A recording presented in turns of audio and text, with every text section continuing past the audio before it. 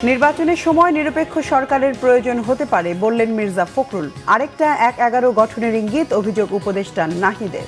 ৫৬তম শহীদ আসাদ দিবস উপলক্ষে বৃহস্পতিবার জাতীয় প্রেস ক্লাবে আলোচনা সভা করে শহীদ আসাদ পরিষদ। এতে বিএনপি মহাসচিব মির্জা ফখরুল ইসলাম আলমগীর বলেন, শহীদ আসাদ ইতিহাসের অংশ। বিএনপি মহাসচিব বলেন, ফ্যাসিস্টের বিরুদ্ধে বিজয় এসেছে, স্বপ্ন পূরণ করতে হবে শহীদদের। একটি নির্বাচন যেটা থেকে আমরা প্রায় ১৫ বছর বঞ্চিত, এই নির্বাচনের মাধ্যমে আমাদের জনগণ তারা তাদের প্রতিনিধিকে নির্বাচিত করবার একটা সুযোগ পাবেন। এখন এখানে জোর করে যদি সেই বিষয়টাকে আপনার একটু বিতর্কিত করে ফেলা হয়, তাহলে জনগণ আবার তাদের সেই অধিকার থেকে বঞ্চিত হবে।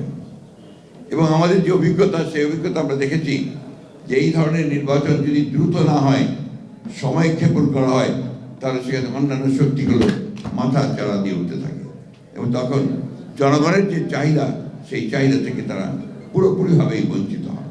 এই সময় আগামী নির্বাচন নিয়েও কথা বলেন বিএনপি মহাসচিব। অন্তর্বর্তীকালীন সরকার যদি নিরপেক্ষ না থাকে, তাহলে একটা নিরপেক্ষ সরকার দরকার হবে নির্বাচনের সময়। আমি কথাটা বলেছি, তার কারণ আছে। কারণ যে আমরা দেখছি যে বেশ কিছু বিষয়ে অন্তর্বর্তীকালীন সরকার নিরপেক্ষতা পালন করতে পারছেন না। আমি তাই অনুরোধ করব, আমি প্রত্যাশা করব যে আমরা আশা করি যে অন্তর্বর্তীকালীন সরকার তারা সেই নিরপেক্ষতা পালন করবেন এবং দেশে যে সংকট আছে, সেই সংকট থেকে দেশকে মুক্ত করবার জন্য তারা কাজ করবেন। আলোচনায় বক্তারা জানান, ৫৩ বছর পর তারা শহীদ আসাদকে খুঁজে পেয়েছেন আবু সাইদ মুগ্ধের মাঝে। আজকে বাংলাদেশের সমস্ত মানুষের সচেতন হওয়া দরকার। আমরা ৩১ দফা যুগপৎ আন্দোলনে দিয়েছি, রাষ্ট্র ব্যবস্থাকে গণতান্ত্রিক করতে হবে। অভ্যুত্থান ৩১ দফার চাইতে আরো বেশি কিছু চায়।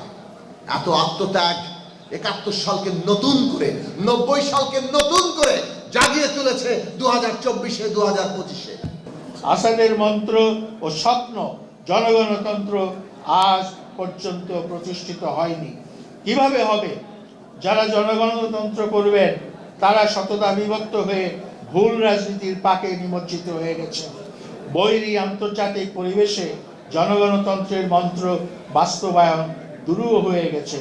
তবুও ঐক্য করতে হবে, জনগণতন্ত্রের সংগ্রামকে জয়যুক্ত করতে হবে।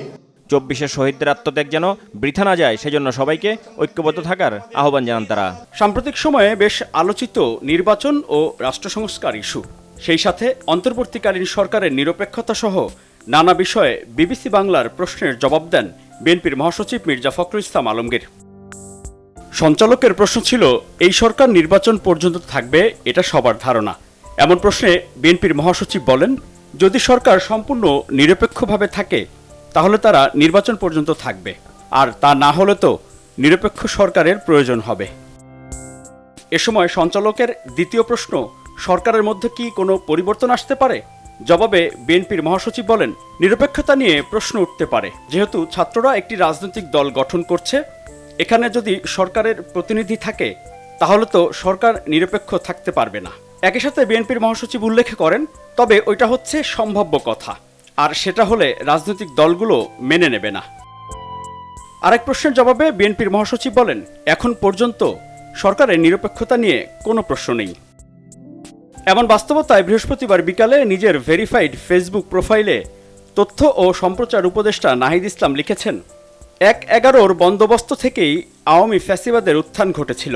বিএনপি মহাসচিবের বক্তব্যে সামনে আরেকটা ১/১১ সরকার, সংসদীয় সংখ্যাগরিষ্ঠতা ও নতজন পররাষ্ট্রনীতির ধারাবাহিকতা এবং গুম খুন ও জুলাই হত্যাকাণ্ডের বিচার না হওয়ার আভাস রয়েছে।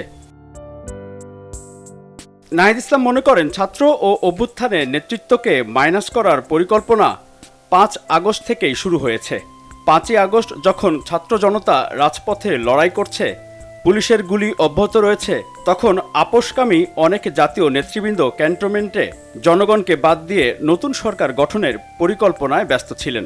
যদিও অনেকে ছাত্রদের কথাও সেখানে বলেছেন বলেও ব্র্যাকেটে উল্লেখ করেন নাহিদ ইসলাম। ফেসবুক পোস্টে তিনি আরও উল্লেখ করেছেন, সমগ্র বিএনপি এই অবস্থা নিয়েছে বলে মনে করেন না তিনি, বরং বিএনপির কর্মী সমর্থকদের বড় অংশই অভ্যুত্থানের আকাঙ্ক্ষার বাস্তবায়ন চায়। ছাত্র জনতার অভ্যুত্থানের বিরুদ্ধে না গিয়ে ছাত্র জনতার সাথে বৃহত্তর ঐক্য ও সংহতির পথ বেছে নেওয়ার আহ্বান জানিয়েছেন নাহিদ ইসলাম।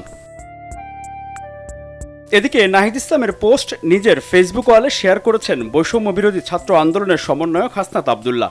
তিনি বলেছেন, আন্দোলনের ডাক দিয়ে যারা মাঠ থেকে সরে যেত তারাই আতাতের রাজনীতি করছে।